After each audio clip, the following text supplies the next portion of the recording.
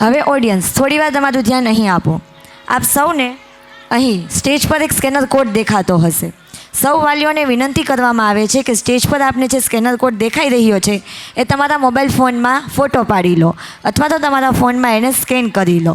હું તમને સમજાવું કે આ છે શું. આપને સૌને ખ્યાલ છે કે આપણા ભારત દેશમાં દર વર્ષે સ્વચ્છતા અભિયાન માટેનું અભિયાન ચાલુ કર્યું છે. એ અભિયાન શરૂ છે.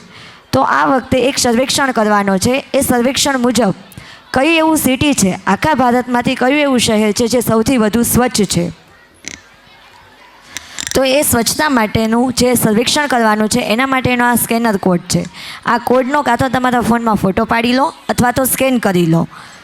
આ વખતે જે રાજકોટ છે તે આ અભિયાનમાં જોડાયું છે અને રાજકોટ મહાનગરપાલિકા એ વિનંતી કરી છે કે આપણે આપણા ભારતમાં રાજકોટ સિટીને સ્વચ્છતાની બાબતમાં નંબર 1 સિટી બનાવવું છે.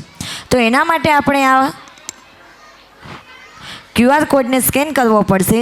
જેવો આ QR કોડ સ્કેન કરીશું એટલે એક વેબસાઇટ ઓપન થશે. એની અંદર આપણે 10 આંકડાનો આપણો મોબાઈલ નંબર એન્ટર કરવાનો છે.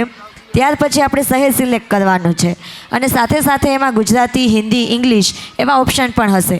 તમે ભાષા ચૂઝ કરી અને પછી આપણું સિટીઝ ચૂઝ કરી લેજો.